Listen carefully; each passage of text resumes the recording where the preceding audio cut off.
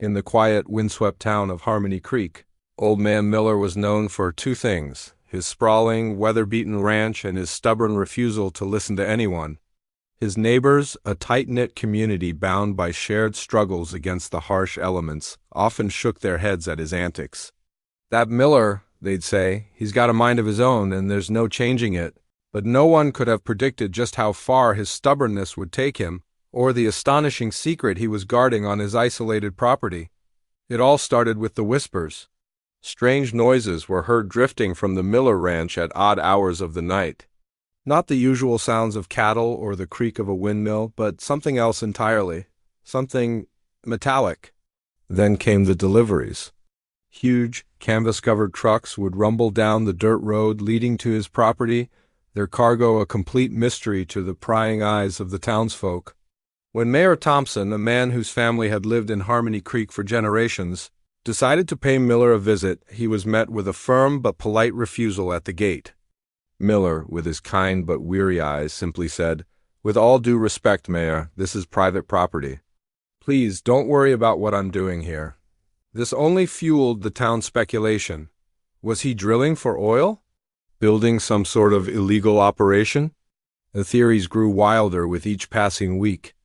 The local sheriff was called, but without a warrant or any evidence of wrongdoing, his hands were tied. All he could do was watch from a distance as the mysterious activity continued. The plea from the town was unspoken but clear. "Please, Mr. Miller, don't do whatever it is you're doing. You're scaring us." But the rancher, as always, did it anyway. One day, a young boy named Leo, known for his adventurous spirit, decided he'd had enough of the mystery. He told his friends he was going to find out what Old Man Miller was hiding.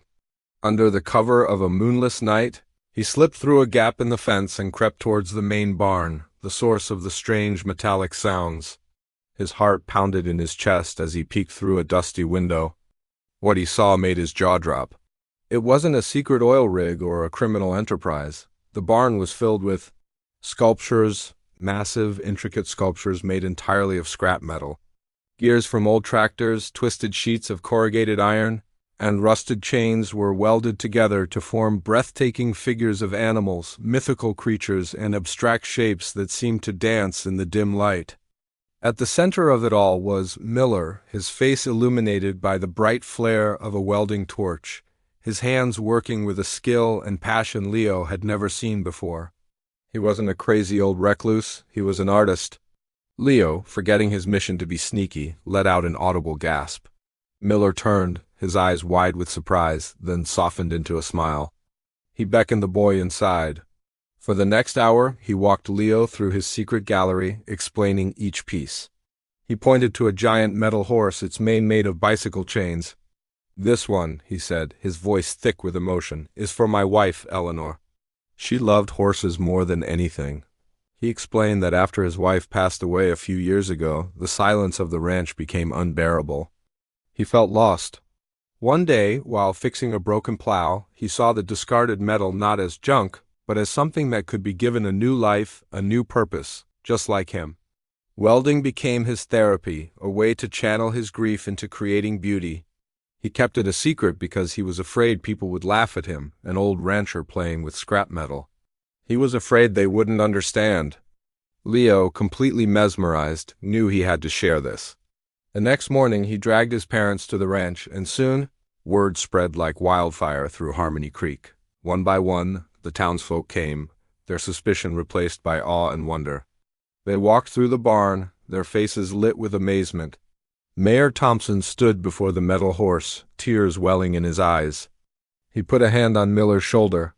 "I'm so sorry, Miller," he said. We just didn't know."